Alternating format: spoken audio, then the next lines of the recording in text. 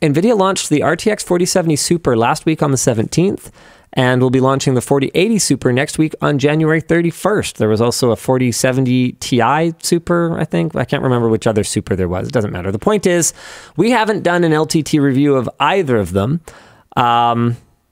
because we didn't feel like dealing with Nvidia's 6 embargoes. 6? For this launch.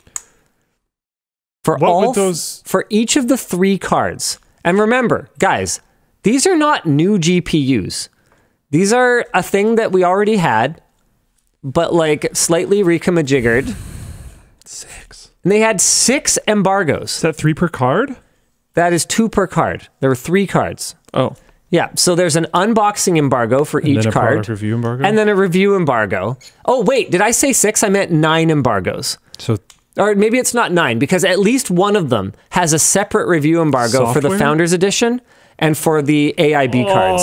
I can't remember, but basically I saw the schedule and I said, okay, number 1, f off Nvidia. Just launch them. Just launch them. We'll be happy to review them. We'll put them all together. Number 2, I'm sorry, but I just think it's ridiculous for our viewers to have to dig through all these different videos. You want 9 videos? Yeah, no. What do you mean? Well, because every one of the following videos is just going to be all the graphs you just looked at plus with one more data point on it. So we made the decision when we saw this to do one review video. What a Terry move. Of the new Super lineup. Thank you. It wasn't just my decision. We talked about it as a team. Cool. We just looked at it and we went, this is absurd. Maybe, if we have time, we'll do a couple of them on Short Circuit. But no, we're going to do our review of Super. You guys can just watch one video. You'll know everything you need to know about Super. The Super 4000. Yeah, exactly. Sounds cooler. Yeah, no, just ridiculous. So instead, you guys got the, how we're parallelizing our GPU benchmarking video, which is going to be super cool. Super cool, get it? Because, and you won't necessarily see it on the Super review here, but in future, we are going to be able to hopefully massively increase the number of fresh results that we can have on our benchmark charts. Because as you guys know, we retest as long as there isn't a new driver. What was that? Did you hear that? Yeah. I opened a video on YouTube and I guess it was still piped through. Cool. Okay. The point is, okay. We're muted? No, the video. Oh, yeah. It's okay. fine. The point is that we're able to provide fresh testing data, and we'll be able to provide so much more. So as long as there, unless there hasn't been a driver update at all, no OS updates, no driver updates, we retest, and we'll be able to do that with a much, much wider pipe. With the 3 CPUs that we have found are within, I think it ended up being like 0.25% of each other in productivity. It doesn't matter. It's in the video. Speaking of which, I don't need to have it memorized. You should watch that video too, because you're talking about GPU testing, but the CPU testing video was sick. No. That's for GPU testing. Oh, it's the same thing. Yeah. No. It's not the same thing. No, I meant we're talking about the same video. We were talking about the same video. And a lot of people misunderstood that. We are validating CPUs that are... The intro explains it pretty well. It's just a long video.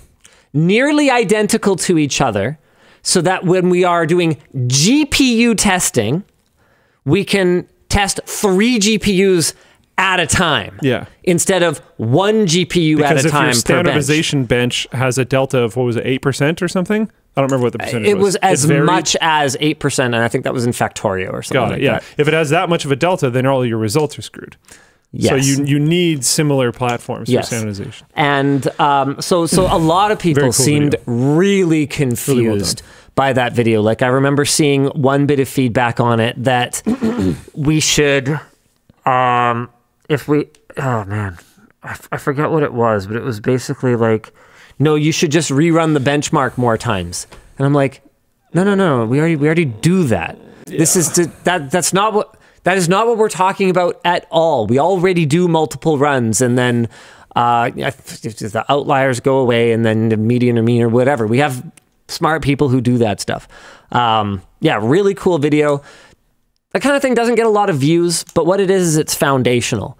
So when the lab's website is fully launched, when we start to populate it with articles, this is what we're going to be able to kind of point people to and go, okay, yeah, this is the rigor that is going on behind the scenes, so that when you guys just see a graph on the lab's website, you'll know it's good to go. And in a way, I'm really looking forward to the lab's website, because there's going to be so much less possibility for human error. Like even in that video, after all the QC, there were I think 2 bars that were because you can update it mislabeled. One of them was 1%, and one of them said 1% when it was supposed to be averages, and it was average when it was supposed to be 1%. But when everything's coming straight out of the results database, and the graphs are just automatically generated, we don't have to worry about human input creating graphical assets. Yeah, that'd be nice. It's gonna be so good. There could still be issues with, anyways, whatever. Nothing is infallible. Yeah, but it'll be nice. But there will be less human intervention, which is and with the good. site, at least, even if there are still issues, we can update it. A lot of people asked, and this is a question that's coming up here, why not just force the clock speed? Do you do that? Do you run your computer like that? No? Oh. It's actually a surprisingly unrealistic thing in current year. 100%. So no, we think it's worth the work of making sure that we are running the system the way that you would run the system. So that's why when it was time to get over 10 CPUs, we went for a modern top tier chip, because we want to see what the maximum difference that we can see in these GPUs is, assuming that we can reduce the other system bottlenecks as much as we can. And we spent the time testing it to make sure that we have consistency. We're going to have to continue to revalidate. And with every new platform, we're going to have to do this process again. But you guys are worth it. You guys are worth it. These things take time, man. Like I think a lot of people are looking at the slow progress in the lab going like, oh yeah, like why is it so slow? Why were there mistakes? Science and engineering takes time, man. And it's just like, guys, because there's always going to be a little bit of learning as we go. Yeah. And these things take time. Yeah, it's going to keep getting better though. That I can promise you. It's going to keep getting better. Hell yeah. It was a great video. It was fun. Doesn't get a lot of views, that kind of thing, but yeah, that's what it is. Unfortunately. That's okay. We're just going to do it because we care. And at the end of the day, if those kinds of videos just don't get views, then that's fine. We'll have the website.